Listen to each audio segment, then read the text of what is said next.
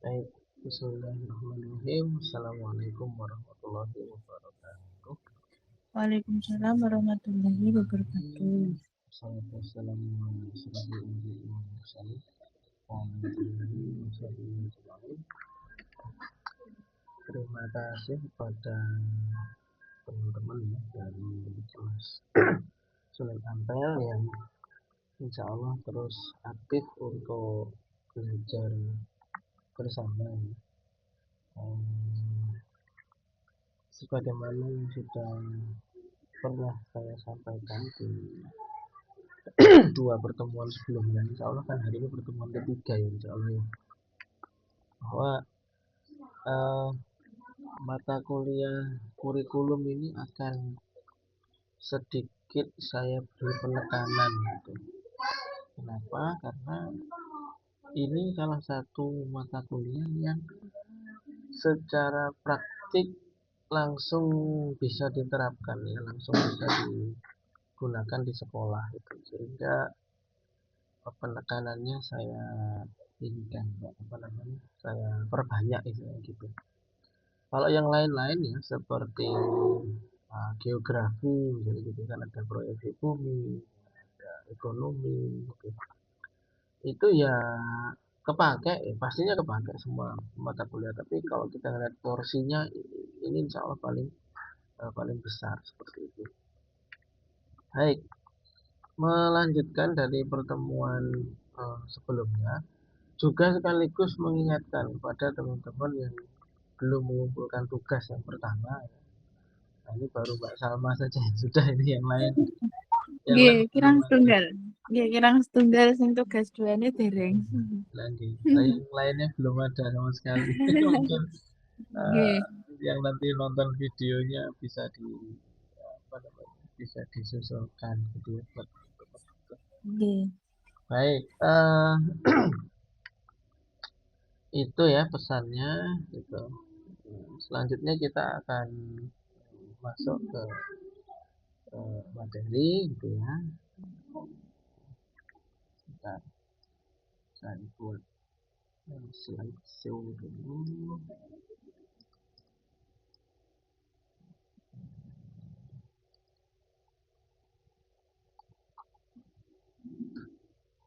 Insya Allah nanti Mbak Salma ya. Materinya video yang saya buat itu nanti akan saya perbanyak insya Allah. Nah, biar lebih mudah mempelajari ini. Jadi kalau kita buka video itu, kalau videonya panjang itu juga yang apa namanya, yang buka ya rasa-rasa gitu. Makanya pengennya nanti videonya tidak banyak, pendek, sorry, tidak panjang tapi agak banyak. Oke, share yang ada di sini saja.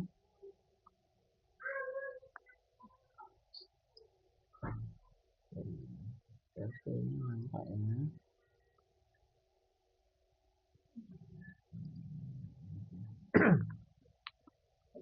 Kelihatan Mbak?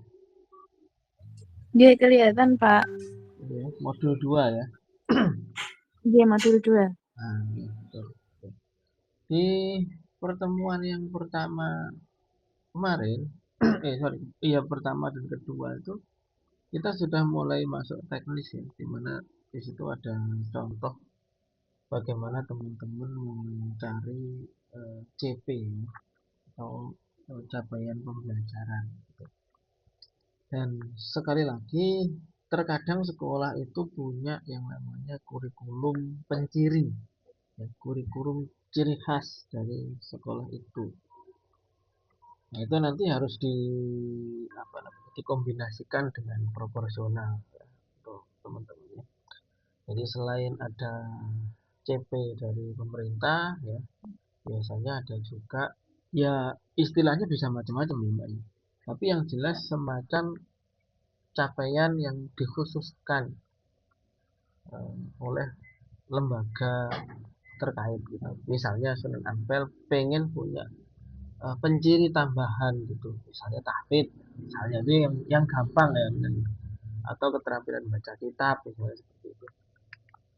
Nah, sehingga nanti dalam rangka menyusun pembelajaran itu bisa diturunkan dari CP yang dari pemerintah yang kemarin saya contohkan mencarinya di mana gitu ya.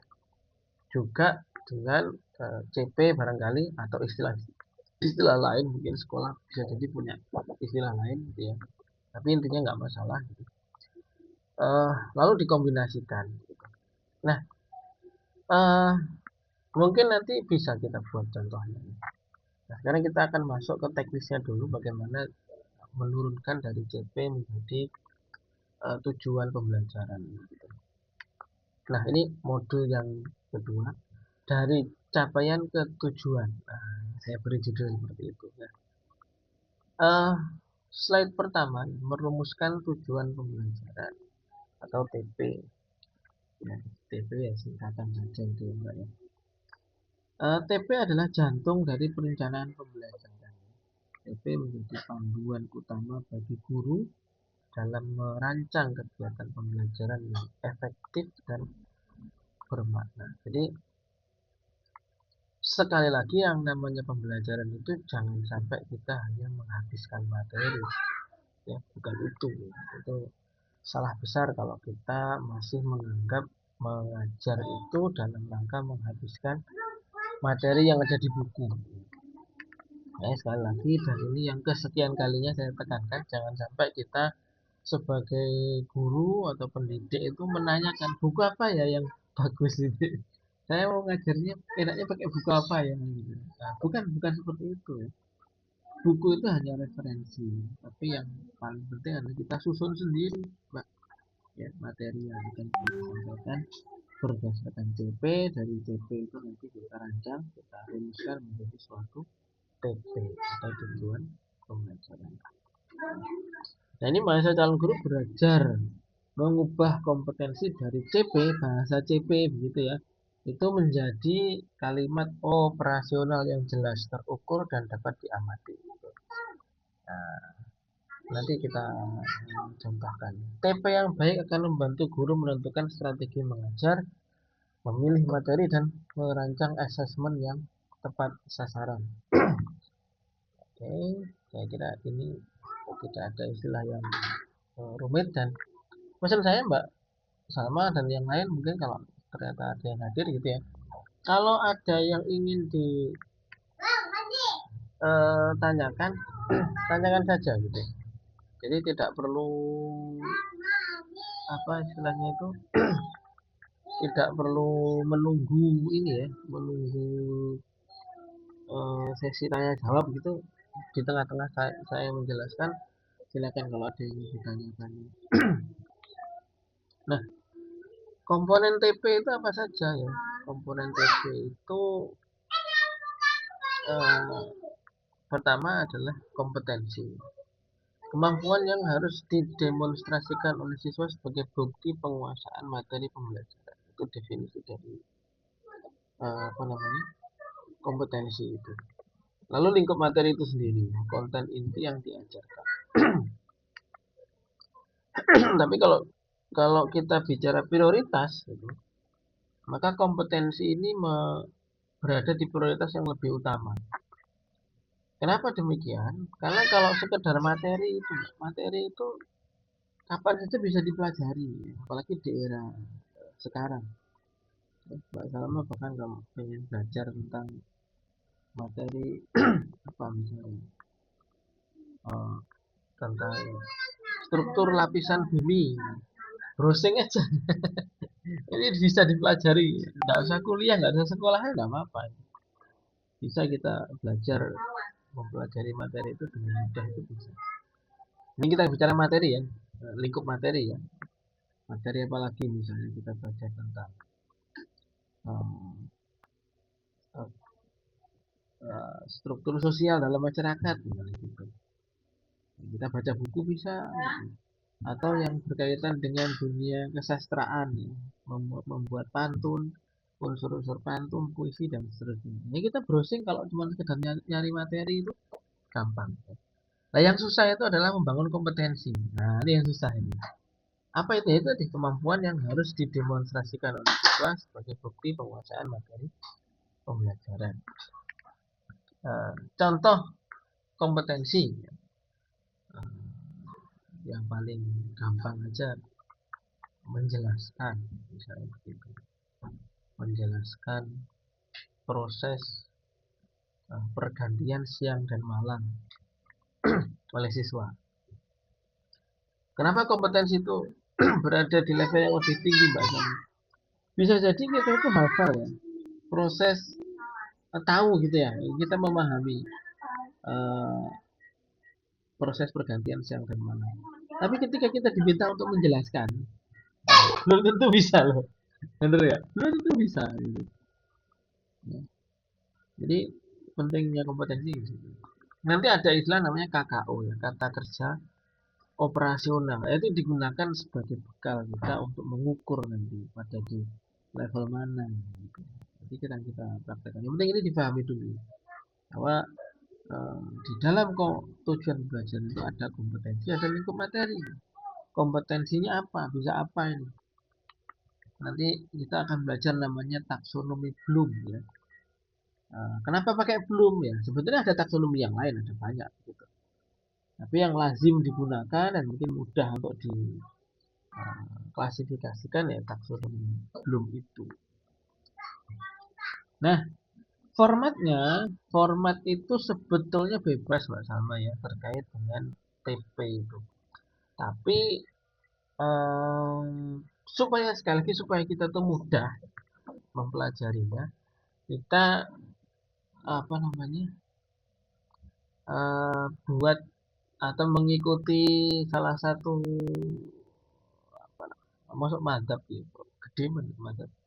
Salah satu kaidah namanya, kaidah ABCD namanya gitu. Jadi ada audience, behavior, condition, dan degree. Itu salah satu kaidah dalam menyusun TP yang cukup mudah untuk dipelajari. Nah, ini contohnya. Audience itu adalah siswa atau peserta didik yang menjadi subjek pembelajaran. Nah, ini contoh. Siswa kelas 4 SD mampu bla bla bla bla bla. Siswa mampu ini itu. Mahasiswa mampu. Peserta didik mampu. Nah, itu istilahnya bebas. Yang jelas refernya, merujuknya kepada audiensnya. Yang kedua adalah behavior. Behavior itu perilaku atau kompetensi yang harus ditunjukkan. Bisa apa sih dia? Behaviornya apa sih? Nah, ini yang menggunakan kata kerja operasional tadi itu. Menjelaskan, menyebutkan, membedakan, mengklasifikasikan, menerapkan. Kalau levelnya agak tinggi sudah di level menerapkan. Gampangannya ini kan akhir-akhir bulan Dzulqa'dah. Sebentar lagi kan ada istilahnya itu Ru'yatul Hilal. Nah, panjenengan yang pernah belajar tentang ilmu falak ya, astronomi gitu. Nah, itu kan belajar tuh ceritanya. Ya, belajar pakai kitab ya, di pondok, di lembaga manapun belajar teorinya tentang ilmu falak gitu. Nah, kapan ilmu itu digunakan? Ya momen seperti ini gitu. Momen menjelang akhir bulan kita mau menentukan posisi hilal di mana gitu ya. Nah, itu namanya menerapkan ilmu falak tadi. Jadi menerapkan itu levelnya sudah agak tinggi. Di atas menyebutkan, di atas menjelaskan. Kalau menjelaskan, ya oke sih, so kira-kira kan gitu. Tapi kalau sudah memakai ilmu itu, ya, menerapkan, itu sudah agak rumit. Di atas menerapkan ada lagi nggak, Ustaz? Ada lagi. Ya, di atas menerapkan itu nanti ada analisis. Dia nggak hanya menerapkan, tapi sudah bisa menganalisis. Kok begini hasilnya? Kok begitu ya? Di atasnya lagi ada namanya evaluasi. Ya, setelah dianalisis, dilakukan evaluasi. Oh, ternyata sehingga ke depan harus begitu. Jadi ada contohnya. Terakhir yang paling tinggi itu adalah create. Ya, create itu adalah mencipta. Ya, itu istilah umum ya, jangan dikira mencipta. Allah menciptakan sesuatu. bukan begitu, tapi memproduk atau menghasilkan sesuatu yang baru gitu. Nah, nanti secara khusus kita pelajari ya terkait dengan taksonomi Bloom, atau kalau perlu kita buatkan satu video khusus, nanti mungkin durasinya saya nggak pengen durasi video itu terlalu lama ya, biar teman-teman bisa ditonton sampai tuntas begitu, ditonton lagi gitu. Kalau panjang membosankan betul, dan untuk stop di mana itu yang susah kalau panjang. Yang C adalah condition, yang apa namanya, D adalah degree, kondisi belajar dan kriteria keberhasilan. Kondisi belajarnya pakai apa nih? Menggunakan conditionnya misalnya dengan praktikum misalnya, dengan mengamati, dengan melihat video misalnya gitu. Lalu kriteria keberhasilan itu ada di degree. Dikatakan berhasil kalau apa misalnya begitu. Orang dikatakan berhasil menerapkan ilmu falak, endingnya kalau sudah bisa memutuskan misalnya gitu. Dikatakan memutuskan besok itu masuk Dzulhijjah atau belum. Nah, kalau sudah bisa membuat keputusan, nah, berarti levelnya sudah di degree. Atau kalau bahasa dalam pembelajaran sederhananya itu eh, siswa kelas apa namanya 4 SD mampu menghitung perkalian 1 sampai 10 misalnya gitu ya, dengan, kalau kita bicara dengan benar gitu berarti artinya itu 100%.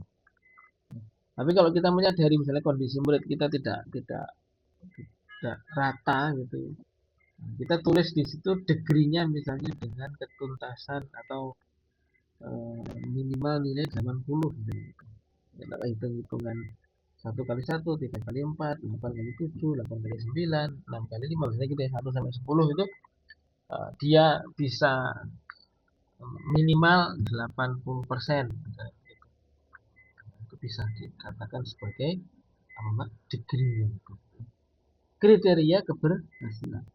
Ini format yang paling komprehensif menurut saya, Pak. Paling gampang dipakai kalau panjenengan nanti mau membuat tujuan pembelajaran.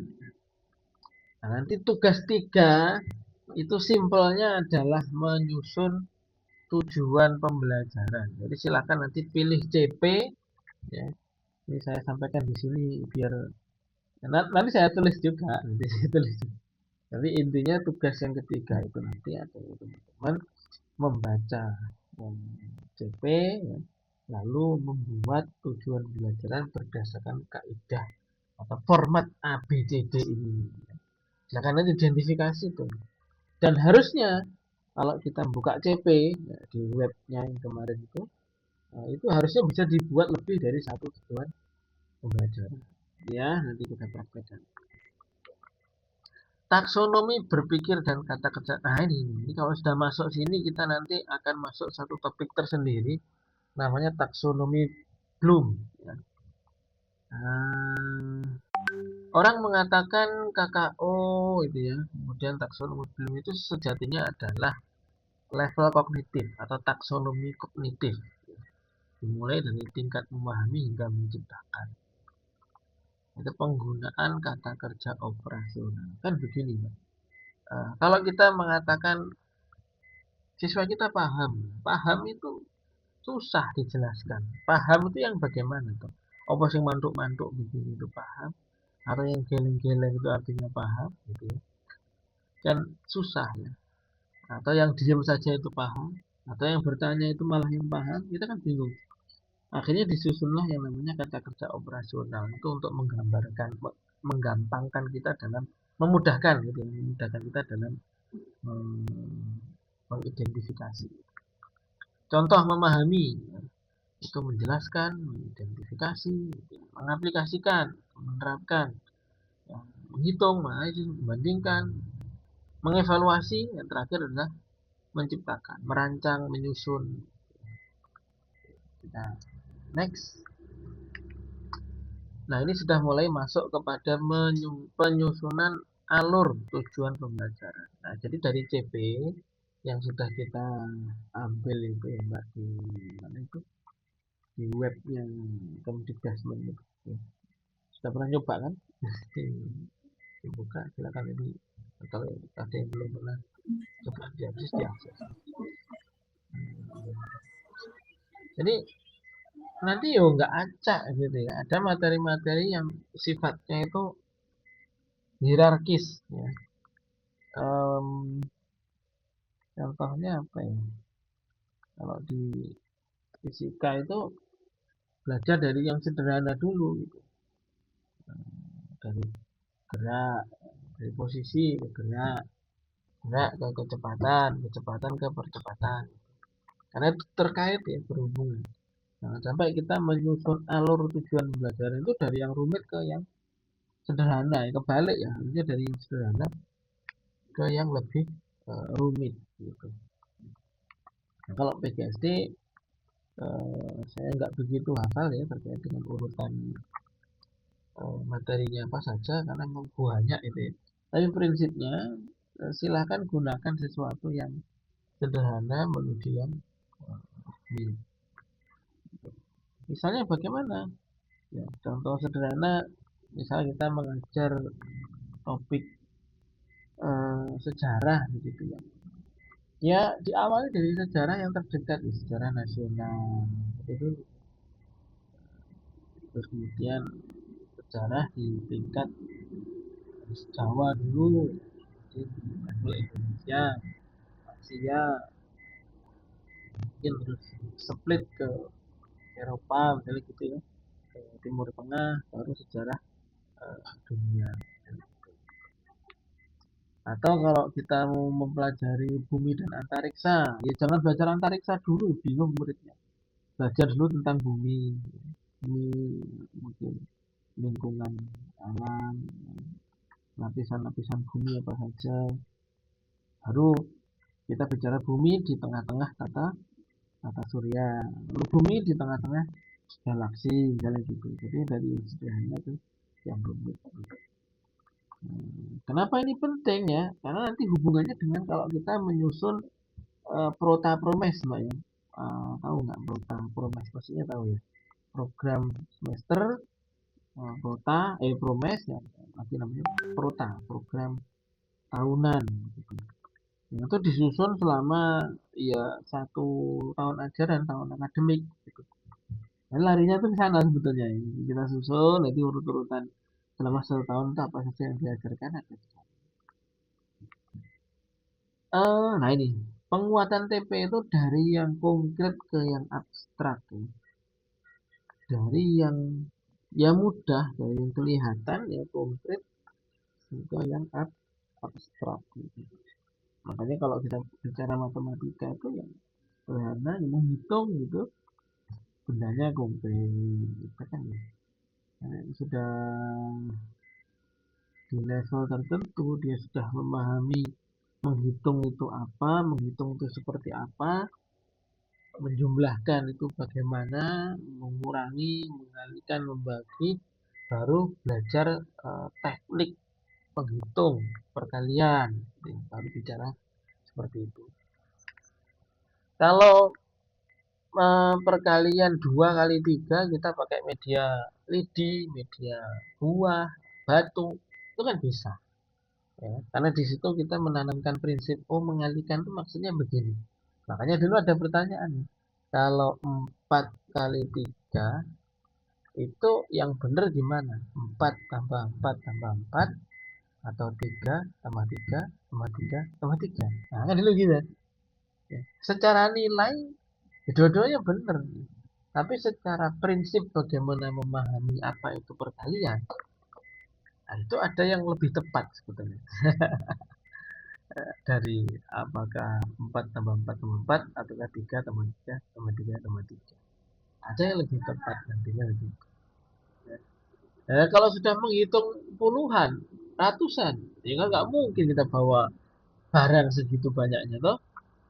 Di situ sudah mulai yang abstrak gitu. Oh, sudah abstrak nih. Nah, apalagi pangkat gitu ya. Pangkat itu Kalau pangkatnya sedikit sih oke ya.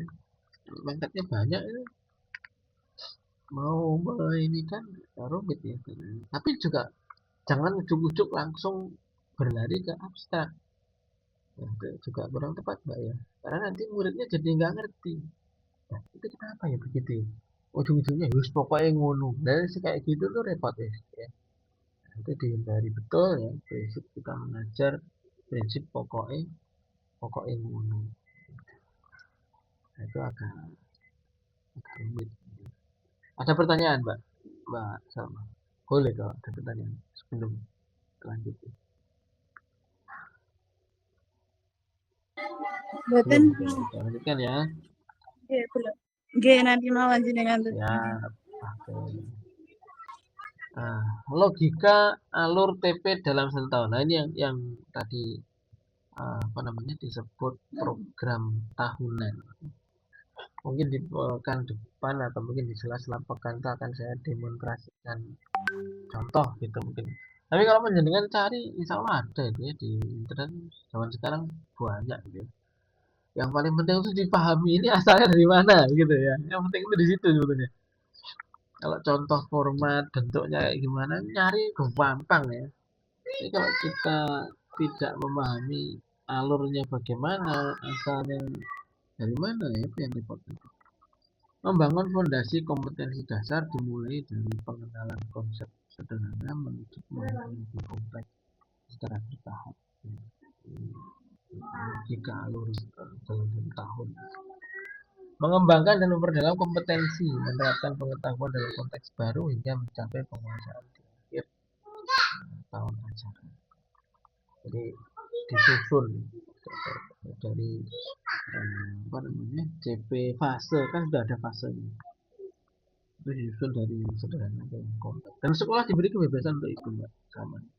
Nah, sekolah bebas untuk menentukan menyusun ini sendiri. Sehingga jangan bisa bayangkan kalau materi itu kita sendiri yang nyusun, tentu pemahaman kita terhadap materi itu lebih gitu ya. Kita nyusun materi 1 sampai 10. Ketika kita bicara di materi 1, kita sudah kebayang tuh. Nanti di pertemuan sekian mau ngomongin ini, ngomongin itu. Seperti yang saya lakukan sekarang, saya tadi sudah menyampaikan. Nanti kita akan secara khusus membahas tentang taksonomi Bloom gitu. Sebagai apa namanya? Penjelasan lebih detail tentang tadi tata kerja operasional ini. Nah, ini contohnya ini. Karena saya sudah punya rancangan. Oh, di pertemuan ini saya ngomong ini, pertemuan ini ngomong ini. Jadi nanti kebayang di pertemuan kesekian saya akan bicara soal ini soal itu. Analisis minggu efektif dan program tahunan. Ini sebetulnya kalau nggak lihat bentuknya agak susah dibayangkan. Kita cek ini ya, contoh gitu ya. Kalau kita cari prota gitu.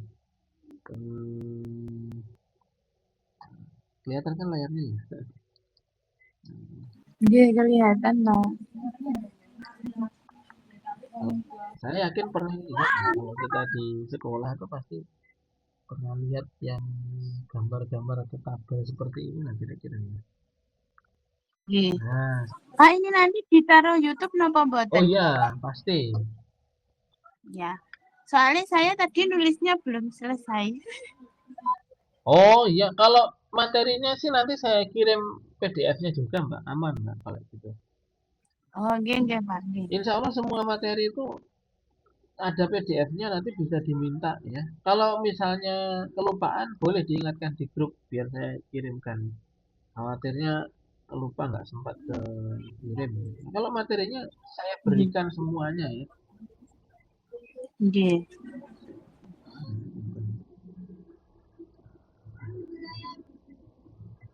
Program ini cari yang image di depan. Tabel-tabel bentuknya seperti ini. Nah kayak gini loh. Nah, pasti pernah lihat kan? Contoh kalender pendidikan.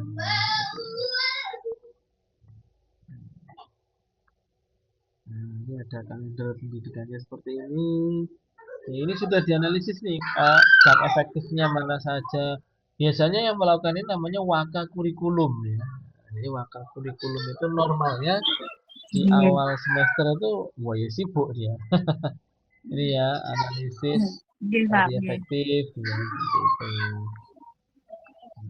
Nah, lalu punya em, program tahunan sih, ini bisa dibuka nggak ya? Kemudian bisa.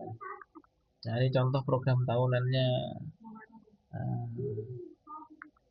ini per pelajaran kalau ini. Jadi setelah melihat kalender akademik, ya, maka guru atau apa itu namanya, yang merancang eh, program di mata pelajaran tertentu selama 1 tahun, itu guru yang bertanggung jawab terhadap mata pelajaran itu membuat ini namanya program tahunan. Oh, jadi temanya ada apa aja nih? Ada ini misalnya. Ini contoh ya, urban farming, produk olahan susu dan seterusnya. Ada contohnya ada 4 ya, ada 4 tema besar. Dari 4 ini dipisahkan jadi sekian sekian sekian. Terus muncul TP-nya ini. Nah, ini tujuan belajarannya diturunkan. Nah, gitu. Itu contoh program tahunan. Lalu dari program tahunan itu bisa diturunkan lagi menjadi yang namanya program semester. Nah, ini contohnya. Ya. Ya, intinya program semester itu ya ini mendetailkan ini aja Mbak. Gitu. Ya, cuman ini sudah lebih detail ya, sampai alokasi waktunya di hari apa, di bulan apa, itu sudah lengkap ya. Nah, ini sudah ada. Jadi TP ini saya ajarkan di Juli, di pekan ini, jadi gitu ya. Ada yang modelnya begini, ada yang modelnya di blok begitu ya, kotak-kotak di blok, ada yang dicentang, pasti itu bebas. Itu apa namanya, tergantung gurunya. Nah, ini kok ini yang genap itu. Wah, berarti di awal semester itu sibuk ya Pak? Ya, normalnya begitu gitu ya. Normalnya guru di awal semester itu ya merancang. Tapi begini loh maksud saya. Kan ini itu kan paling buat dari nol itu kan cuma sekali kan. Dalam arti di semester berikutnya itu paling menganalisis, mengubah nggak banyak gitu. Jadi sebetulnya ya nggak menyibukkan juga gitu, karena barangnya itu sudah ada, gitu. Tinggal menginovasi sedikit banyak. Kalau podo persis plek gimana Pak dari tahun kemarin? Selama masih relevan, itu nggak apa-apa. Yang tidak boleh itu adalah promes 5 tahun yang lalu masih kita pakai tanpa dirubah sedikit pun. Nah itu ketok males namanya. Ya. Kan nggak mungkin 5 tahun yang lalu sama sekarang itu sama persis. Nggak mungkin. Contoh, 5 tahun lalu nggak ada AI sehebat sekarang ya. ChatGPT, Gemini seperti sekarang. Jangankan 5 tahun yang lalu, tahun lalu saja bisa jadi Gemini itu fiturnya nggak sehebat sekarang, Pak. Tahun lalu lah, gitu ya. Nggak lama-lama itu. Nah, tahun depan tuh bisa jadi ada fitur juga yang mungkin agak berbeda dengan yang dimiliki AI zaman sekarang. Maka sebagai seorang guru harus punya apa namanya inovasi gitu. Apa ya yang membedakan ini? Plek ketiplek yo, ya apa gitu. Kelihatan kita males gitu nantinya. Oke, saya kembali ke ininya. Nah, ini berkaitan dengan melihat contoh tadi ya, kalender akademik, kemudian menyusun prota dan promes. Gitu. Jadi kalau di sekolah sudah ada, ya sudah itu aja diadaptasi. Nah ini terwakili tadi ya sebetulnya. Alokasi jam pelajaran per materi disesuaikan dengan tingkat kesulitan dan kebijakan kurikulum. Sebagai contoh saya beritahu Mbak. Kalau di Al-Hikmah itu morningnya di pagi hari SD Al-Hikmah itu adalah prime time. Waktu khusus, waktu penting, dan waktu penting itu digunakan untuk belajar namanya belajar Al-Quran. Nah, gitu. Jadi prime time-nya untuk belajar Al-Quran. Atau kalau lihat tes TKIP ya, contoh. TKIP itu menganggap Senin itu adalah prime time. Jadi waktu yang sangat penting di hari Senin itu. Sehingga Senin itu malah justru tidak digunakan untuk perkuliahan normal, tapi justru digunakan untuk apa namanya untuk praktik mengajar, latihan mengajar. Oke, saya lanjutkan. Penyusunan promes ya, tadi sudah ada contohnya bahkan ya. Program semester bersifat bulanan dan mingguan. Jadi setelah kita rancang tadi program tahunannya, didetailkan lagi. Ini ya, yang didetail dan operasional di namanya promes atau program semester. Pemetaan materi dan seterusnya. Sinkronisasi jadwal. Makanya waka kurikulum itu ruwet kalau di mendekati tahun ajaran baru. Ya. Pemetaan materi mingguan dan sinkronisasi agenda untuk ketemu hari libur. Apalagi kalau di sekolah-sekolah swasta, agenda-agenda dalam tanda kutip ya, yang mengintervensi itu banyak. Kita jangan nyusun rancang gini tanggal sekian ada haul gitu misalnya ya. Ada ini, ada itu. Wah, agenda ini harus benar-benar siap. Nah, dan sebagai seorang guru harus lincah. Lincah dalam arti begini, kalau misalnya kita sudah menyusun jadwal, gitu, tiba-tiba di tengah jalan tuh ada perubahan, ada musibah misalnya gitu ya, anak saudaranya Pak Kiai ada yang wafat misalnya gitu, kan pasti kacau tuh agenda. Kita harus bisa beradaptasi dengan cepat. Oke, nanti saya ubah jadi begini begitu dan sebagainya. Nah, ini kita bicara kriteria ketercapaian tujuan pembelajaran. Ini yang menurut saya juga penting. Uh, kita menyatakan tujuan pembelajaran bisa tercapai itu bagaimana? Karena namanya aja tujuan. Namanya tujuan itu ya, jadi mau dicapai. Kalau tidak tercapai, gimana? Oh itu yang mau dicapai. Sekali lagi mengajar bukan sekedar menghabiskan materi, tapi lebih kepada apa namanya mencapai tujuan. KKTP itu menggantikan KKM. Apa KKM itu?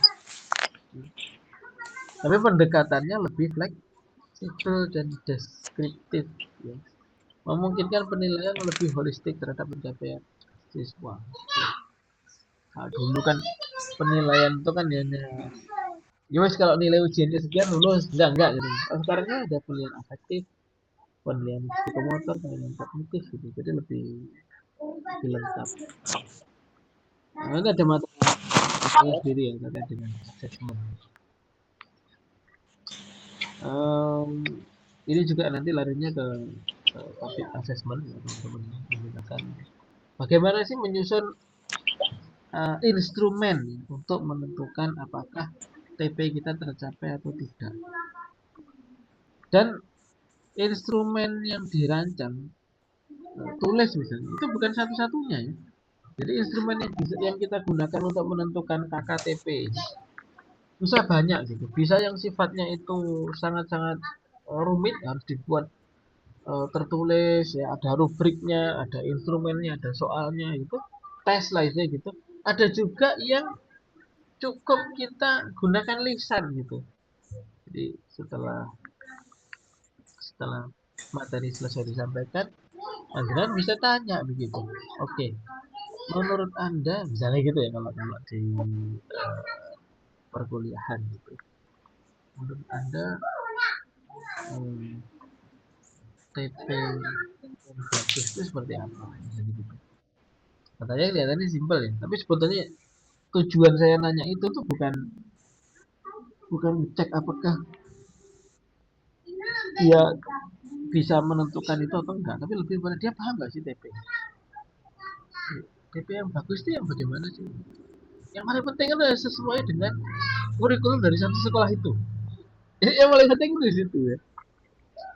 Kalau di sekolah itu mengintegrasikan tahfidz, mengintegrasikan entrepreneur misalnya, Apakah TP itu sudah memunculkan muatan-muatan itu atau belum? Yang bagus itu yang sesuai dengan uh, kurikulum dan juga pendiri dari sekolah tersebut. Contoh. Terima kasih. Nah, mari berdiskusi. Oke, sebelum kita berdiskusi, gitu ya. Ini kan eranya apa namanya internet. Jadi saya mau sepil sedikit tentang uh, taksonomi Bloom. Ya. Apa itu taksonomi Bloom? Kerangka klasifikasi tujuan pendidikan. Nanti kalau ada materi itu. Ini. Mengingat, memahami, menerapkan, menganalisis, mengevaluasi, mencipta. Nah, kita mau coba bandingkan di CPSD. Saya contohkan yang IPA saja. Mau fase apa ini? Fase C, fase D.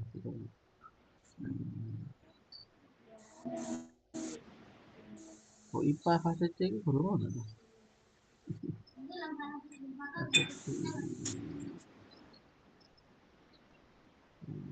Oh, IPA itu belum ada ini. Matematika deh, coba untungnya.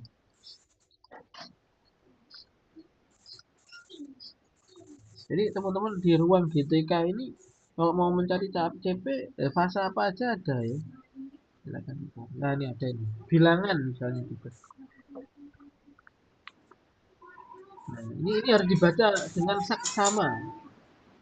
Tapi nggak pakai dalam waktu yang sesingkat-singkatnya. Pokoknya dipelajari dengan saksama ini kalau kita bicara di fase. Menunjukkan pemahaman dan intuisi bilangan number sense pada bilangan cacah sampai 1 juta. Jadi sudah punya number sense ya untuk intuisi bilangan. Sebenarnya istilah intuisi bilangan itu di sini nggak aneh sih. Menurut saya kurang relevan ya, terjemahnya.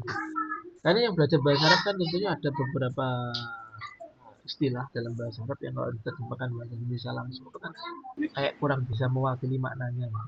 Nah ini konteksnya juga gitu. Ini apa namanya number sense ini kalau diterjemahkan intuisi bilangan menurut saya kurang kurang pas gitu. Number sense itu lebih kayak gini dalam ini. Kalian bisa merasakan nggak 10 dan 100 itu banyak mana gitu. Ya.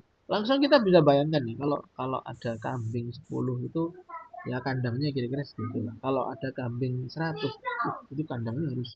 Nah, jadi kebayang ada sense di situ. Oh, 1 juta itu segitu ya. Ya, oke, oke. Jangan sampai ini ada kejadian lucu ya. Ada kejadian lucu itu begini.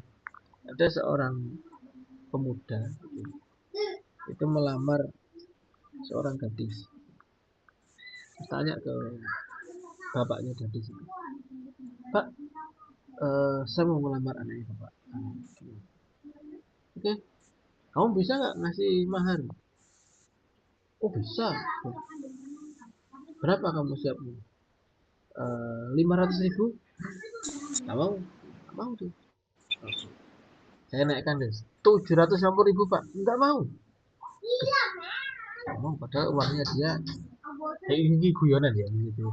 Ya sudah Pak, saya mau kasih dia mahar 900.000. Bapaknya nggak mau. Terus bapak maunya berapa? Saya maunya 500.000. Lucu ya. Lu maunya malah 500.000. Padahal tadi 500.000. Ditambah 750 nggak boleh. Sampai 900.000 nggak boleh. Bolehnya berapa? Setengah juta. Nah itu orang contoh orang nggak punya number sense itu gitu. Jadi, number sense itu bisa ini punya kebayang gitu. Sudah bisa merasakan nilai dari 500 itu kayak gitu, 600 begitu gitu ya. Bukan sekedar banyak sedikit, bukan sekedar itu, tapi benar-benar bisa merasakan. Oh ya segitulah. Nah ini mereka dapat membaca, menulis, menentukan nilai tempat, membandingkan, sudah ada, mengurutkan, melakukan komposisi dan dekomposisi bilangan tersebut, dapat menyelesaikan masalah yang berkaitan dengan uang, melakukan operasi penjumlahan pengurangan. Ini CP teman-teman. yang kalian harus turunkan, kalian harus jadikan itu menjadi tujuan pembelajaran. Ini contoh ATP-nya mudah-mudahan ada. Karena nggak semuanya ada ya. Nah ini contoh ATP. Kalian bisa akses sendiri ya. Di-download boleh ya, sebanyak-banyaknya yang dimau. Nah, ini contoh CP pada akhirnya menunjukkan pemahaman ya tadi ya. Ya, disusunlah menjadi suatu tujuan pembelajaran. Nih, nah, ini TP-nya ya setelah disusun. Lalu ini ATP-nya. ATP itu setelah diurutkan ya, mulai dari yang sederhana ke yang semakin rumit. Gitu. Contoh ini beda kan? Ini kan menyelesaikan masalah yang berkaitan dengan uang. Nah, masuk mari ngitung-hitungan 1 sampai 1 juta tiba-tiba bicara uang. Enggak dong. Dia ke sini dulu ya. Melakukan operasi penjumlahan dan pengurangan bilangan cacah sampai 100.000. Kalau bicara KPK, FP dan seterusnya, kita lihat yang terakhir apa? Yang terakhir adalah menentukan kejadian dengan kemungkinan. Wah, sudah bicara peluang. Ini rumit. Jadi, eh, ini bisa dijadikan contoh ya. CP per elemen. Ya. Elemen maksudnya gimana, Ustaz? Ini tadi elemen. C ya. Ini per elemen. Ada elemen bilangan, ada elemen aljabar, elemen pengukuran, geometri. Ya.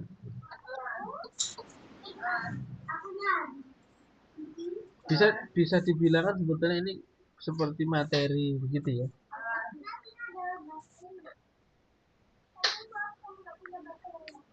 Oke, bentar.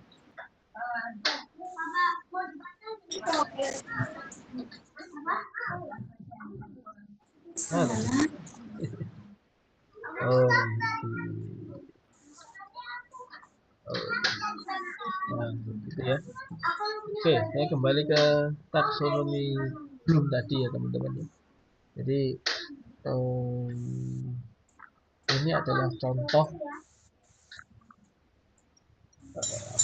level kognitifnya, mengingat, memahami, menerapkan, menganalisis, mengevaluasi, menentukan. Dan ini contoh KKO-nya itu yang di sini nih. Kata kerja, menyebutkan, menghafal, mendefinisikan. Kemudian di sini ada menerangkan, mengklasifikasi, meringkas. Ya. Kalau SD itu, Pak, SD itu berarti apakah cukup satu C 1 2 3 saja? Nah, ada loh yang berpendapat seperti itu. Kalau saya nggak setuju. SD itu juga harus bisa sampai level C6. Ya tentu C6-nya SD berbeda dengan C6-nya SMP, berbeda dengan C6-nya SMA. Ketika siswa itu mau bermain, dengan tahu Lego, disusun-susun Legonya itu menjadi suatu bentuk tertentu, yang mana dia bisa menjelaskan ini maksudnya apa, fungsinya apa. Nah, itu sudah bisa dikatakan sebagai C6 gitu. Merancang, membangun itu tadi. Itu teman-teman, jadi jangan sampai kita berpikir SD itu C1 C2 tok lah, sampai memahami tok lah gitu. Ya jangan gitu.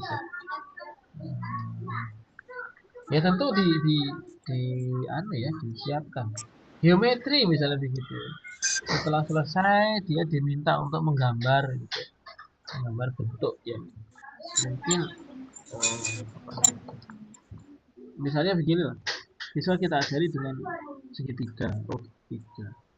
Lalu kita ajari dengan segi 4. Nah, mari kalau setelah selesai, coba siapa yang bisa membuat segi 8? Jadi gitu ya.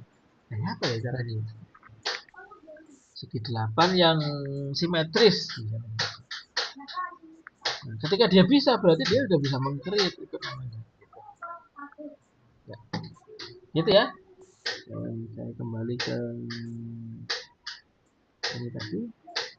Slide-nya tadi tutup ya. Apakah ada yang ingin ditanyakan teman-teman sebelum ini, sebelum di um,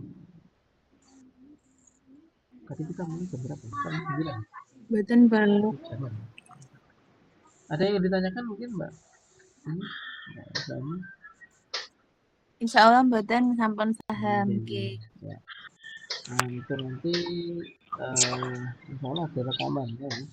Oh ada Mas Abid juga. Oke, assalamualaikum Mas Abid. Gimana sehat Mas? Iya. Oke, seperti yang saya sampaikan ya. Jadi saya pengennya videonya itu pendek tapi banyak gitu. Nah, yang ketiga saya ulangi lagi tugasnya teman-teman adalah ini ya, biar lebih kelihatan. Angkat dulu.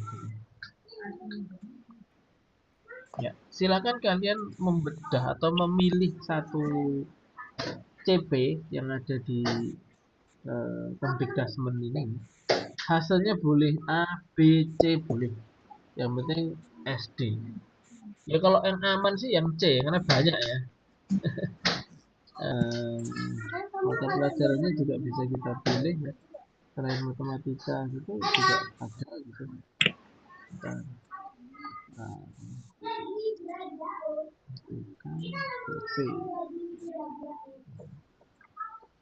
kita bisa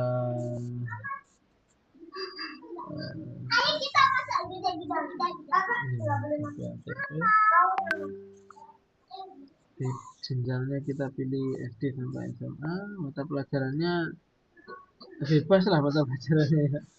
Saya kemarin ambil yang gampang itu atau bahasa Indonesia mungkin ya. Bahasa Indonesia juga kita boleh. STP. Nih ya, ini bahasa Indonesia SD sampai SMA. Ya pilih yang SD gitu. Misalnya yang ini, yang fase B. Nah, silakan dipilih salah satu saja gitu. Silakan dipilih salah satu yang mana bebas gitu ya. Saya pilih menyimak misalnya gitu. Boleh. Saya pilih berbicara boleh.